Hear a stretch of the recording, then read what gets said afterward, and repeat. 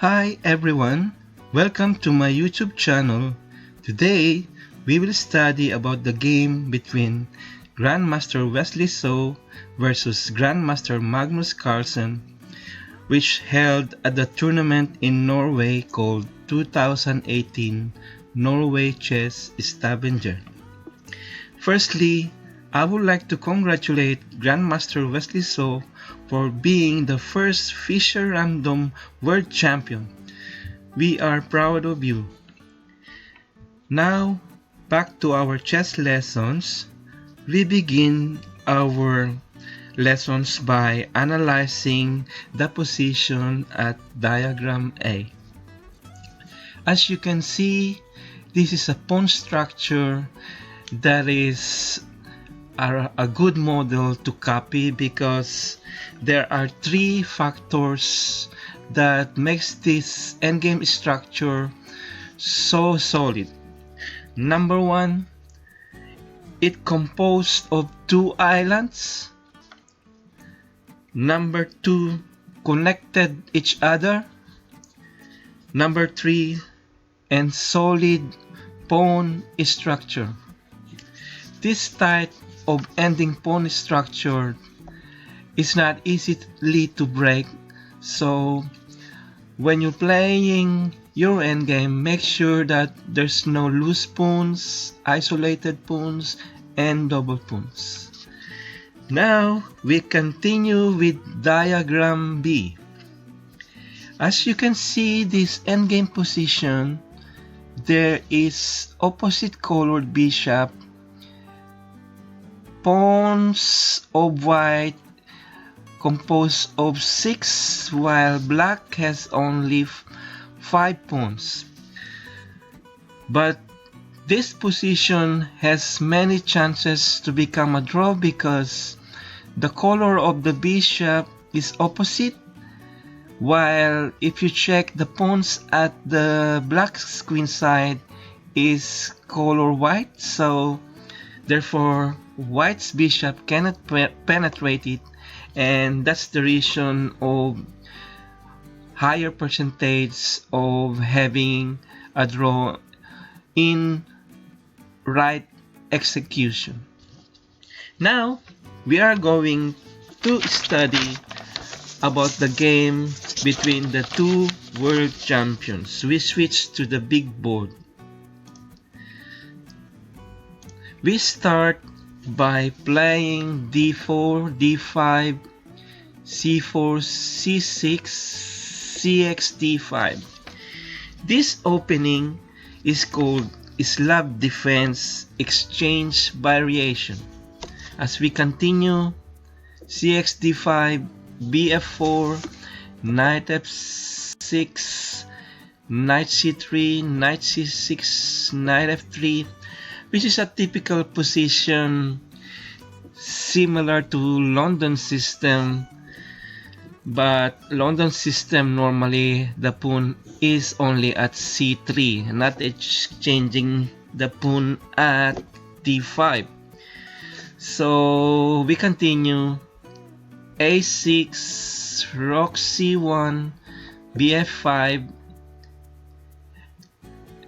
So there's variation actually when the queen goes to queen b3.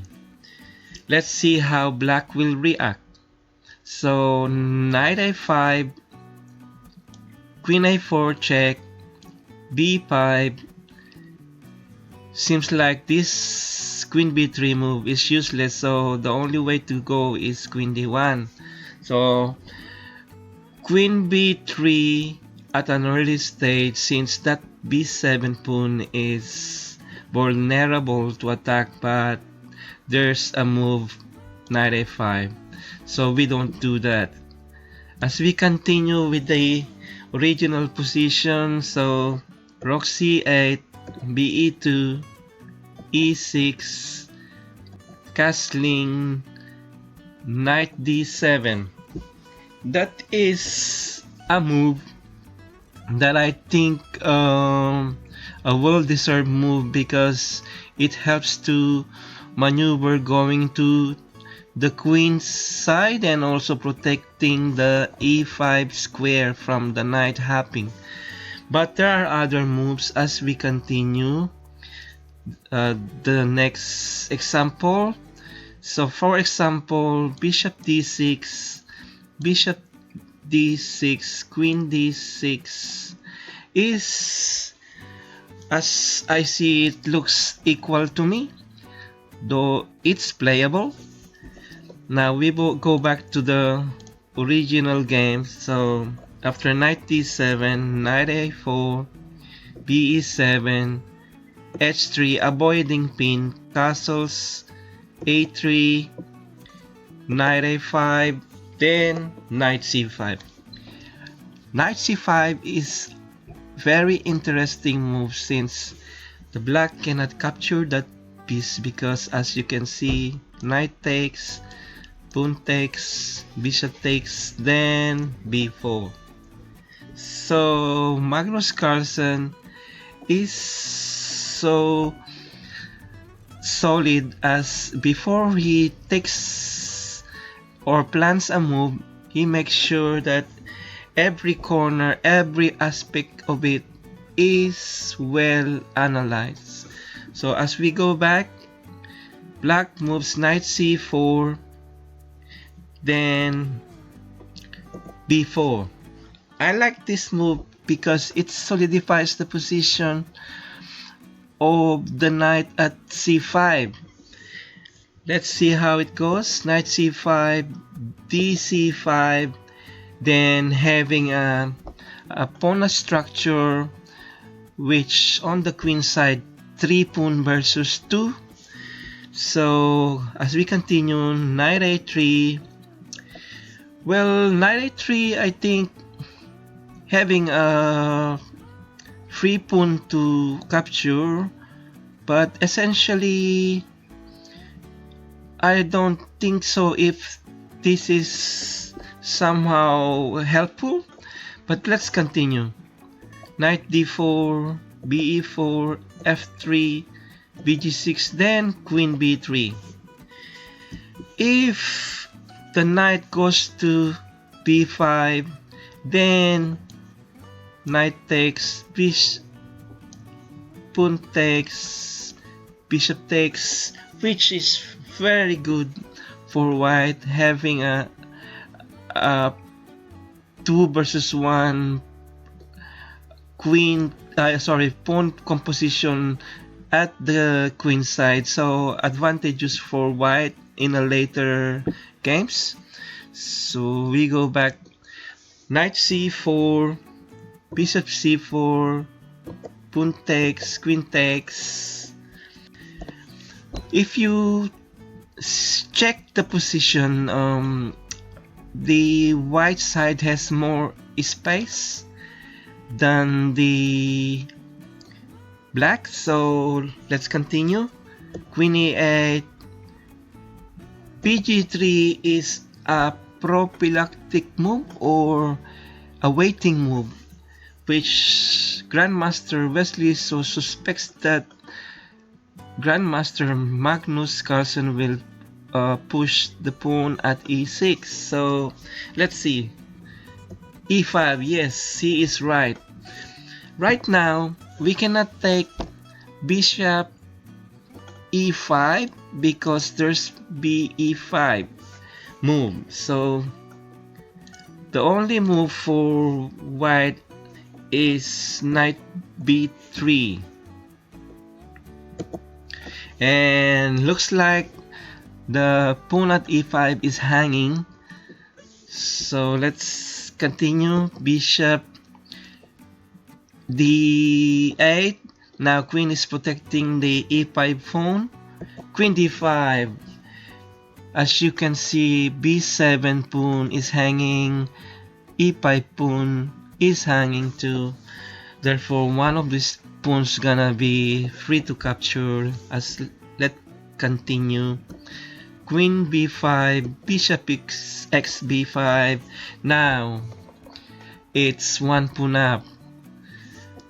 Shall the queen at b5 can capture the pawn at b4? Let's see. If queen captures uh, b4, then there is this move bishop d6, rook e8, then c6 wins. That is why it cannot be captured. So let's go back. After b is 7, queen d2, rook fd8, bd6, bf6, e4. White now is solidifying his pawn structure to move forward. h6, knight d4, bishop d4, queen d4, rook e8, trying to not allowing e4 to be in control by white. Now is playing rook fe1 to support it. So king h7, g4, f6, f4, then queen c6, f5, bishop f7. Now, can you check the diagram B? If you visualize and imagine that there's no queen there and there's no rook in the position in this big chessboard. So it's like in the diagram B, that's only bishops, pawn, and king left. So this is the model position when these two queens will exchange. So if you're playing the white side and you are advantage of pawn and position, don't exchange queen. You need the white queen to penetrate, to execute strategy and protect and support the pawns and your pieces. So stay your queen there, don't exchange. So as we go back to the game,